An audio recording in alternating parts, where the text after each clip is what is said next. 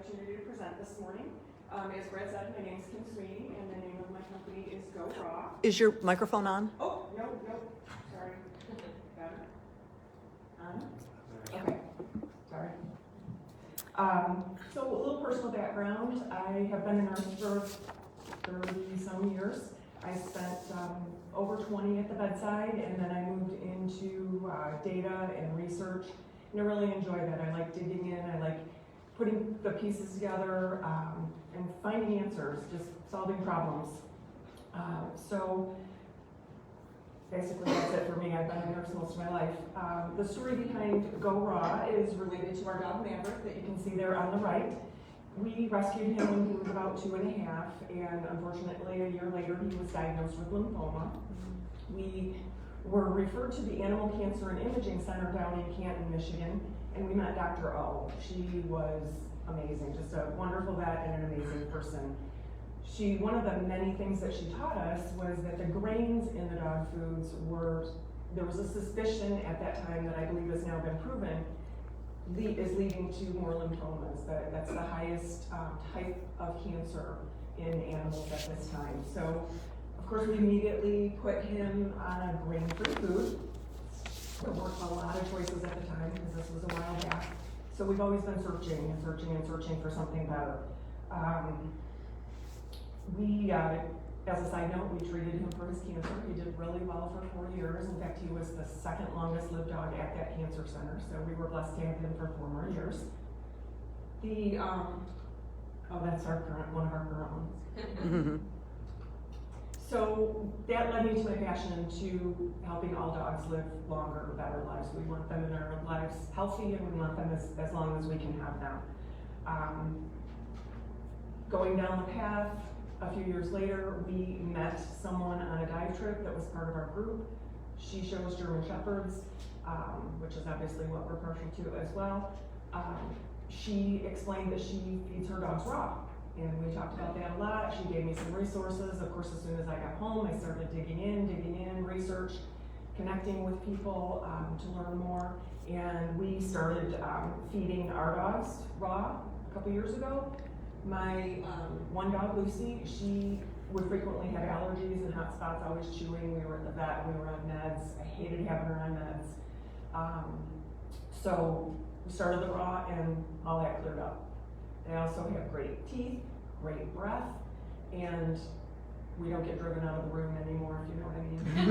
Yeah, so way better. Friends and family started noticing that, asking me, well, hey, when you make yours, can you make some for me, that sort of thing. Got me thinking, wonder if this could turn into a business for me, especially being at the hospital and with COVID and all that, really started making me think about, could I turn this into a business? So, about that time, we started taking Lucy to a holistic vet. She is 10, and so we have a little bit of joint issues, so we take her for acupuncture and chiropractic. This vet also does nutritional screening, things like that. However, she does not have a nutritional person in the office, can counsel people on what their dogs need for nutrition, but doesn't have the ability to make the food. Started sending people to me. I have a dog with Cushing's and a dog with an older dog that's kidney function is decreasing. So I developed special diets for those dogs, and they're doing very well. They love the food, they're doing great. I already advanced it for you. Thank you. I forgot all that. I get one ahead here so I can see. Yes. Oh yeah, she's already on that slide. Yes, thank you. So I did get my LLC approved last November.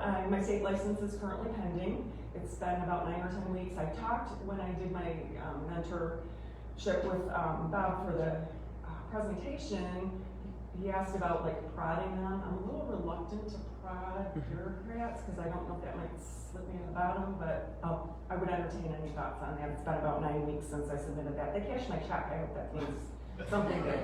Anyway, so we keep our menu very simple. We have a complete mixed patty. It has everything they need. It's primarily meat, of course. It's got vegetables, fruit, some yogurt, eggs, a few other additives that they need. The important thing is there's nothing they don't need. There's no fillers, no preservatives, so it must stay frozen, no additives, nothing like that.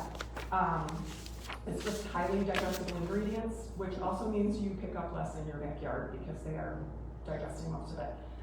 And then, as I mentioned, the special diets. So here's the help I need. Getting my name out there without using social media. I don't like social media. I'm just gonna put it out there. Never liked it, never been on it. There's a lot of reasons, but it's not my thing. So I do have friends that blast me out on social media, that sort of thing, and I get it, but I don't want to do it. So I would like to build a larger customer base so that I have a monthly base. I currently have about 7 customers, and that are consistent monthly clients. I'd like to double that by the end of this year, and then double again by this time next year. And then sourcing my ingredients. I don't have issue sourcing my ingredients right now, but what I'd like to do is hook up with like small local grocery stores, things like that, so that anything they can't use, I can purchase at a decreased price. Like if it's, going bad and they can't leave it out on the shelf, but they don't want to just throw it away, we don't have as much waste, and that helps everybody. So my time's up. Thank you for your attention.